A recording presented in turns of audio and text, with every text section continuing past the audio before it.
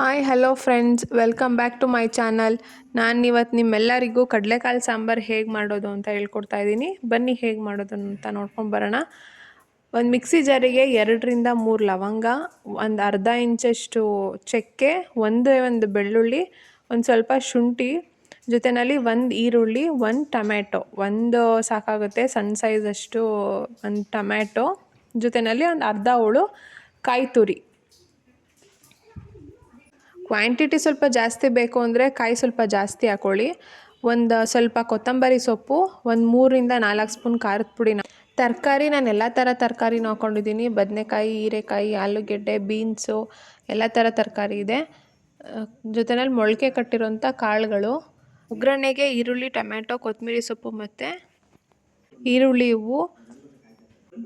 Cooker ಇಟ್ಕೊಂಡು 1 spoon ಎಣ್ಣೆ ಹಾಕ್ಕೊಂಡು ಒಂದು ಅರ್ಧ ಈರುಳ್ಳಿ ಒಗ್ಗರಣೆಗೆ, ಅರ್ಧ ಈರುಳ್ಳಿ ಹಾಕ್ಕೊಂಡು ಅದನ್ನು ಕಂದು ಬಣ್ಣ ಬರೋವರೆಗೂ ಚೆನ್ನಾಗಿ ಫ್ರೈ ಮಾಡ್ಕೊಳ್ಳಿ. ಮೊಳಕೆ ಕಟ್ಟಿರೋಂಥ ಕಾಳನ್ನ ಚೆನ್ನಾಗಿ ಹುರಿದಾದ್ಮೇಲೆ ಟೊಮ್ಯಾಟೊ ಮತ್ತು ಈರುಳ್ಳಿ ಹೂವು, ಕೊತ್ತಂಬರಿ ಸೊಪ್ಪು ಇವು ಮೂರನ್ನು ಕಟ್ ಮಾಡಿ ಇಟ್ಕೊಂಡಿರ್ತೀವಲ್ಲ ಅದನ್ನು ಹಾಕ್ಕೊಂಡು ಚೆನ್ನಾಗಿ ಫ್ರೈ ಮಾಡ್ಕೊಳ್ಳಿ.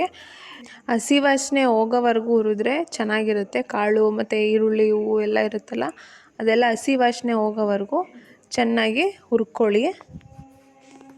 ಅದಾದಮೇಲೆ ತರಕಾರಿ ಕಟ್ ಮಾಡಿ ಇಟ್ಕೊಂಡಿರ್ತೀವಲ್ಲ ತರಕಾರಿ ಹಾಕ್ಕೊಂಡು ತರಕಾರಿನೂ ಕೂಡ ಎಲ್ಲ ಥರ ನೀಟಾಗಿ ಹಸಿ ವಾಸನೆ ಹೋಗಬೇಕು. ಅದು ಹೋಗೋವರೆಗೂ ಚೆನ್ನಾಗಿ ಫ್ರೈ ಮಾಡ್ಕೊಳ್ಳಿ. ತರಕಾರಿ ಆಪ್ಷನಲ್, ಬೇಕು ಅಂದರೆ ಹಾಕ್ಕೊಳ್ಳಿ, ಬೇಡ ಅಂದರೆ ಬೇಡ. ಕಾಳೇ ಇರುತ್ತಲ್ಲ, ಸೊ ಕ್ವಾಂಟಿಟಿ ಸ್ವಲ್ಪ ಜಾಸ್ತಿ ಬೇಕು ಅಂದರೆ ತರಕಾರಿ ಹಾಕ್ಕೊಳ್ಳಿ. ಮೊದಲಿಗೆ ರುಬ್ಬಿಟ್ಕೊಂಡಿರೋಂಥ ಮಸಾಲೆನ ಹಾಕ್ಕೊಂಡು ಅದನ್ನು ಕೂಡ ಸ್ವಲ್ಪ ಹಸಿ ವಾಸನೆ ಹೋಗೋವರೆಗೂ ಹುರ್ಕೊಬೇಕು. ಅದಾದಮೇಲೆ ಸ್ವಲ್ಪ ಉಪ್ಪಿನ ಪುಡಿ ಹಾಕ್ಕೊಂಡು ನಮ್ಗೆ ಎಷ್ಟು ನೀರು ಬೇಕೋ ಅಷ್ಟು ನೀರನ್ನು ಹಾಕ್ಕೊಳ್ಳಿ. ನೀರು ಹಾಕ್ಕೊಂಡ್ಮೇಲೆ ಕುಕ್ಕರ್ ಲಿಡ್ನ ಕ್ಲೋಸ್ ಮಾಡಿ 2 3 ವಿಷಲ್ ಕೂಗಿಸ್ಕೊಳ್ಳಿ. ಅದಾದಮೇಲೆ ಸಾಂಬಾರು ರೆಡಿಯಾಗಿದೆ. ಕಡಲೆಕಾಳು ಸಾಂಬಾರು ರೆಡಿಯಾಗಿದೆ. ಇದೇ ಥರ ಒಂದ್ಸರಿ ಟ್ರೈ ಮಾಡಿ ನೋಡಿ, ನಿಮಗೂ ಇಷ್ಟ ಆಗುತ್ತೆ. Thanks for watching.